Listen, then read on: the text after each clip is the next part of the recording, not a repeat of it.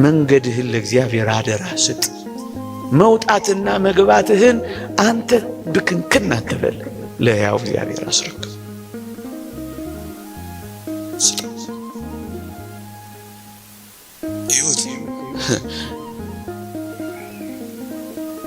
እጅግ ብርቱ በሆነው ጠላት ቤት ፊት ሞገስ እንዴት እንደሰጠው ተመልከቱ።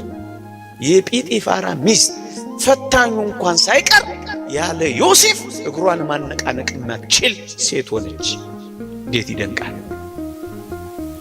አለቃውን የሚገዛ ሆነ። ለምን?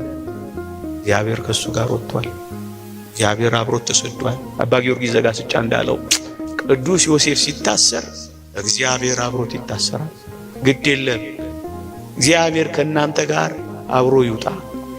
ግድ የለም እግዚአብሔር አብሮ ከእናንተ ጋር ቤት አልባም ይሁን። ግድ የለም እግዚአብሔር ከእናንተ ጋርም ተንከራታች ይሁን። ግድ የላችሁ። እግዚአብሔር ቤታችሁ ይሆናል። እግዚአብሔር ንብረታችሁ ይሆናል። እግዚአብሔር ጸጋችሁ ይሆናል። እግዚአብሔር ክብራችሁ ይሆናል። በሚመጣ በሚሄድ በሚሞቅ በሚቀዘቅዝ በሚሞላ በሚጎድል ነገር ደስታችሁን ካንጠለጠላችሁት፣ አዎ ሐዘን ይቀጠቅጣችኋል።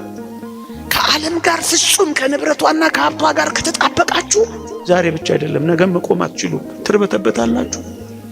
ድንጉጥና ፈሪዎች ትሆናላችሁ።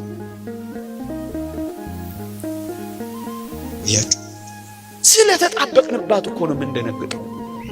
ሁሉም ነገር ቋሚና የኛ ስለሚመስለን እኮ ነው የምንሸበረው። ይሄ ደግሞ ለዓለምና በዓለም ለሚኖሩ ሰዎች ይመቻቸዋል።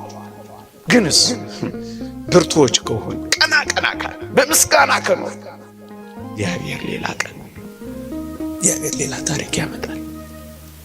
ከሞቀ ቤታቸው ከሰላ ንብረታቸው ወጥተው እግዚአብሔር ስለተከተላቸው እኮ ነው የሕጉ መጋቢ የሕዝቡ መሪ ለመሆን የመጣው። ሙሴ እኮ እንደዚህ ነው።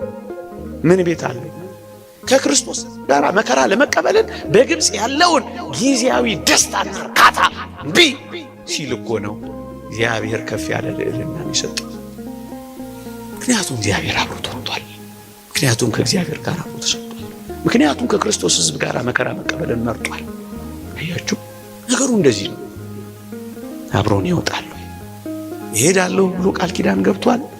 አብሮ እንዲሄድ ፍቀዱለት፣ አብሮ እንዲጓዝ ፍቀዱለት።